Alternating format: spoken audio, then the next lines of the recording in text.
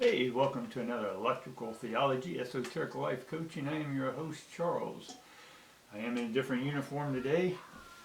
I normally wear my same smock. It just keeps me from figuring out what I have to wear each day, guys, so it gives me more energy to do the reading. So if you're new to the Electrical Theology channel here, my name's Charles. Been doing this stuff for a while. In the reading, metaphysical and stuff for about 45 years. Basically, I'm just here to teach you how to communicate, to connect, and to interpret, and to relate what's internally into the external, or be able to have a conversation with someone here on the earth plane. But as well, once you develop those talents, you then are able to develop the abilities to communicate with those outside our earthly realm. Yes, it sounds amazing, or it sounds crazy or science fiction, but it actually happens, guys. It's no different than you knowing that you feel someone's about to call and they call, or someone's about to come to the door and you know that someone's there, or some of you, when a relative has passed over, you know when that happens. Sometimes they visit you. So there's a lot of supernatural, paranormal things that our science can't explain, and if they can, they're not going to bring it out to you because it gives you the advantage over everyone else. And so, being people that have certain abilities, it is a threat to the status quo. So, I help you to communicate in a way that, in some sense, keeps things a little vague, but yet specific. We hide secrets in plain sight. I say things in plain sight. But it's up to you ultimately to do your own research. And today, and why we're talking about this, because Mondays is about the divines. And if you're not familiar with that, if you haven't watched any of the videos, go back and watch a lot of my videos, because we talk about the divines. The divines are anything that are in the higher frequencies, into the angelic, the esoteric, the etheric, the astral, the God realms, whatever you want to call them, right? They're just higher frequencies to me. You know, if you want to listen to music on the radio on one spectrum, 88.7, or you can listen on 106 on the other end, and anything in between. It's just a spectrum. And each radio has a license or a frequency which they can transmit their messages. And to keep things organized in the galactic neighborhood, they each have their spectrum that they can operate, and that's what we can tap into and download. And we can tap into any of the stations, right? There's also alien ships. I don't like using the word alien, but off-worlders and other worlders, vehicles, space vehicles. We can tap into those just as some people can tap into their ancestors on the other side. To me, none of this is really supernatural. It's just science, but science that our modern day science they're just now beginning to tap into.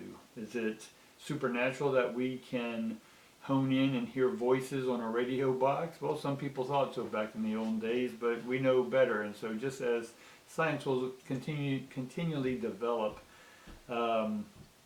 technique and technology that we can then communicate, as we can with CBs or stuff, we can eventually do it with our minds, and we already do. And if you ever watch anything on aliens, UFO, stuff like that, a lot of the technology or techniques that these aliens or off-worlders use is telepathy, right?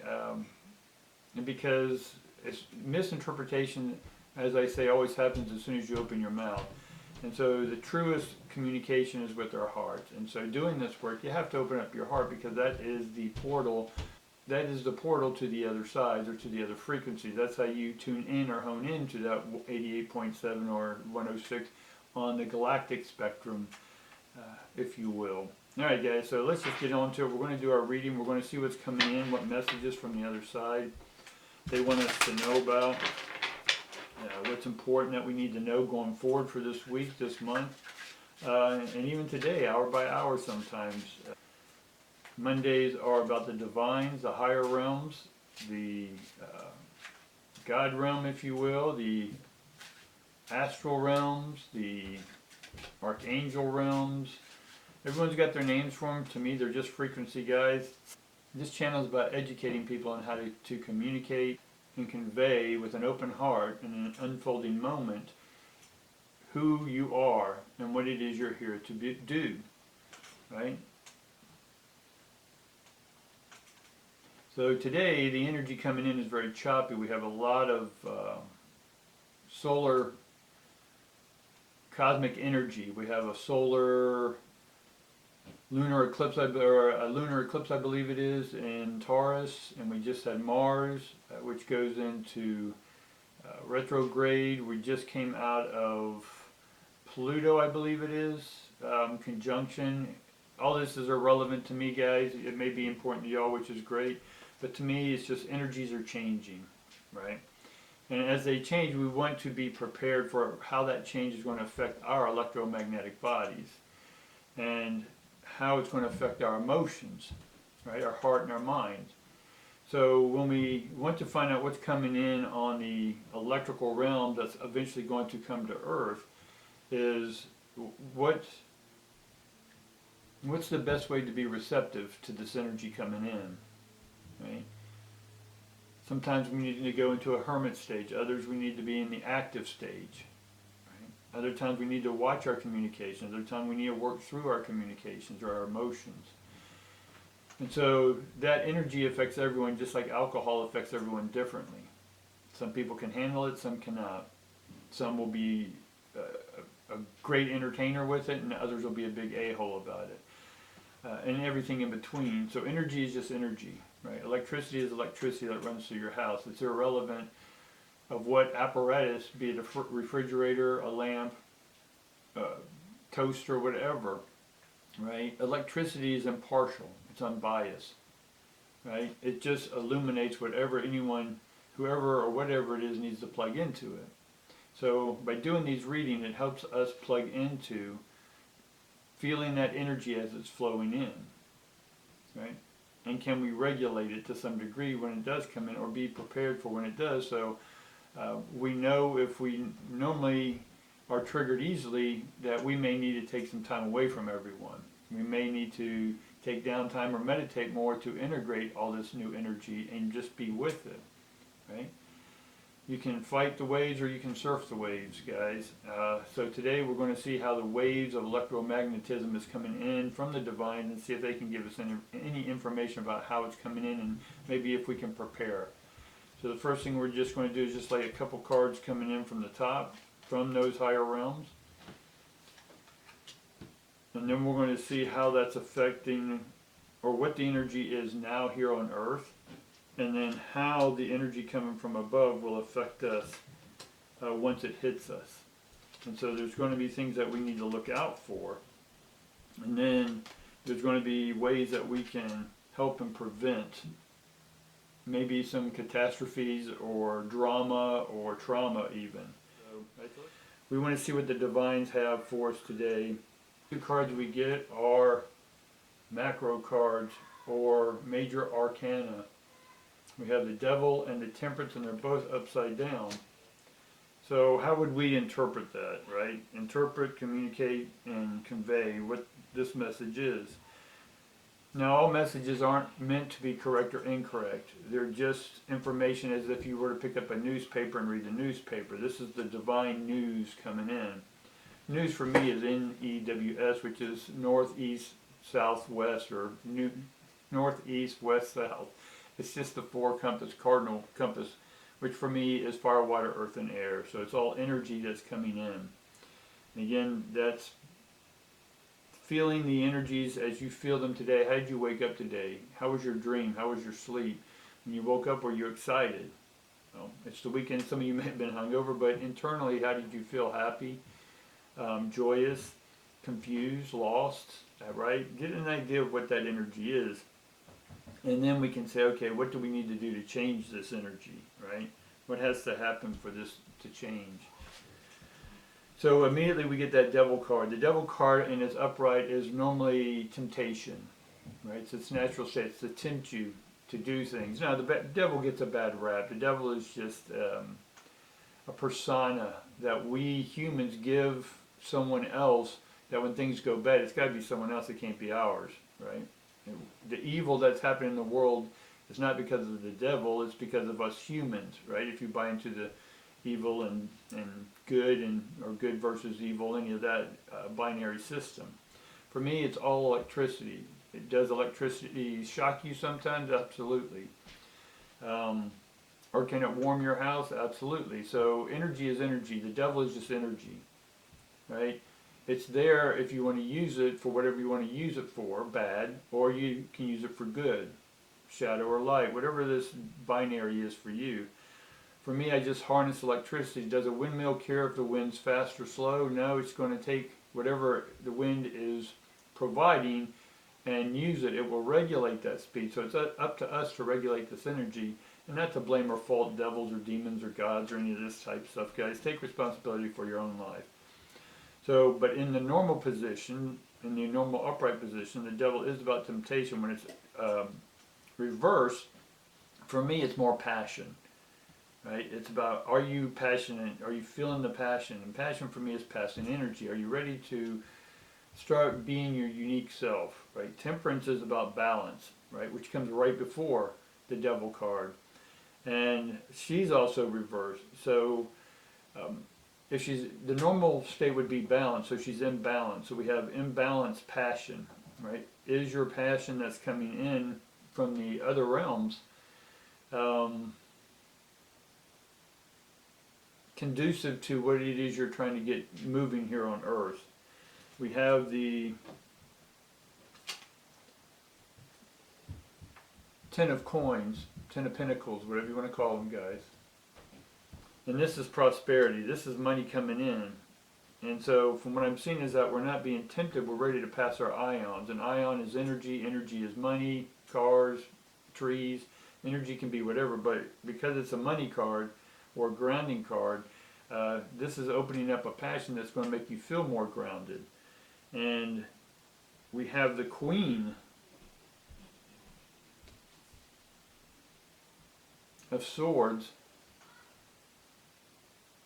Right, so she's very mature and of thought, and because she's right next to the money, we have to be mature about how it is we're spending our money, or are we putting it toward our passion,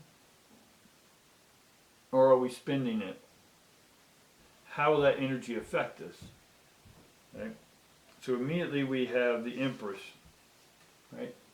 The Queen in one sense, right? And then we have the Six of Coins, which is reversed. The Queen's upright, or the Empress is upright. So because we have the King and Queen, let's put them that way. So they're about like this. If I had to, I'd put it about that way. So the Queen had a consult with the King, and the King was getting information from the Queen and saying, what do you think's best? Right, so the King's getting the Queen's information. So basically this would be the same as your mind is getting creative ideas from your heart. Does that make sense? So we have a lot of Queen energy here. Now the energy for some of you may feel confusing. And why it is, even when I'm doing this reading, there's a lot of confusion. There's a lot of energy. Like we said, there's a lot of planetary stuff, solar stuff happening. And so this can help by taking things a lot lighter, right, with some organized seriousness, but taking that organization, have fun with it. It's going to help keep you out of being the negative fool, or getting stuck in your brain and not doing anything about it. Right, or being stuck in your heart and not having the courage to step out and do it.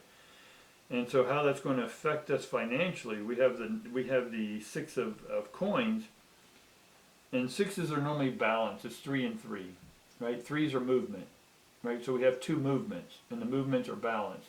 But because this is upside down, it's an imbalanced movement. So it's going to cause you to sort of take 2 steps forward, 3 steps back, right? But we have the guidance and the receptivity to continually check in with our heart and say, hey, is this step good? Right? Is this a beneficial step, a prosperous step? Right? So we can look at over here some of the obstacles. So we immediately have upside down the 9, right? We're not celebrating life. We're not being appreciative of what we have. We're focused on what we don't have, guys.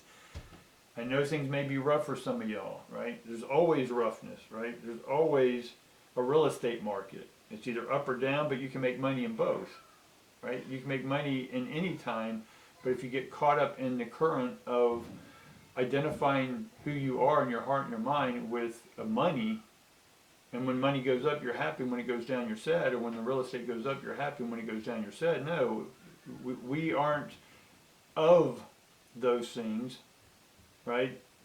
We observe those things objectively.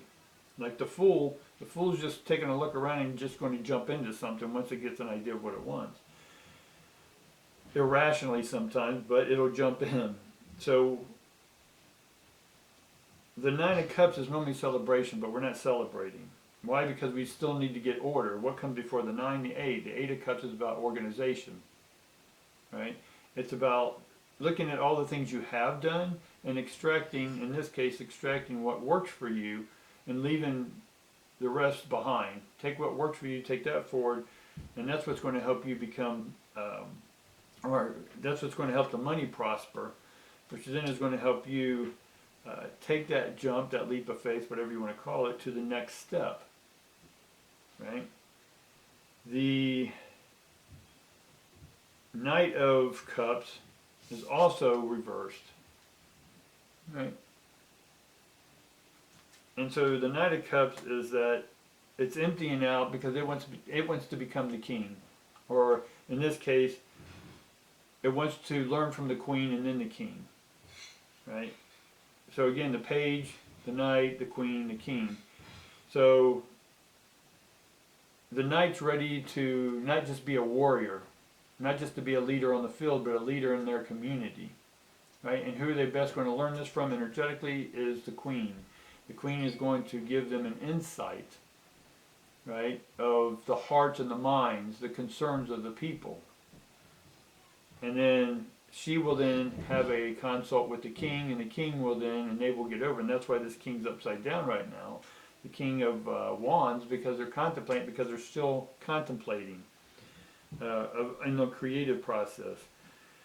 So the best way we can sort of deal with this energy, right? This is what can get in our way. This is what we can do to help us get out of the way or to be with that energy. So we have the Ten of Swords. Right? The Ten of Swords is leave whatever was behind. Detach your emotional, or detach your energy in motion. Not your heart's emotion, because we've already dealt with that. That's what this Cups is. We're dealing with those emotions. The best thing we do, it's like, you can't put it, if you get 10 swords in a person, they're already dead. You can't put any more swords. And so it's time to move on. Right? Move on beyond the thoughts that you've been having about the past stuff, about not being good enough, right? Not having enough, right? Move beyond that. And we have the Two of Cups. And it is reversed. The Two of Cups is that we have yet to join that other part. We're in one sense, because it's Cups, we haven't joined our heart with our mind yet. And because we're still in the 10, we have to move on beyond the 10 of Swords, right? Move back to the Fool, or move back to the 1, and start a new cycle. But we're not starting a new cycle because we're still holding on to old thoughts.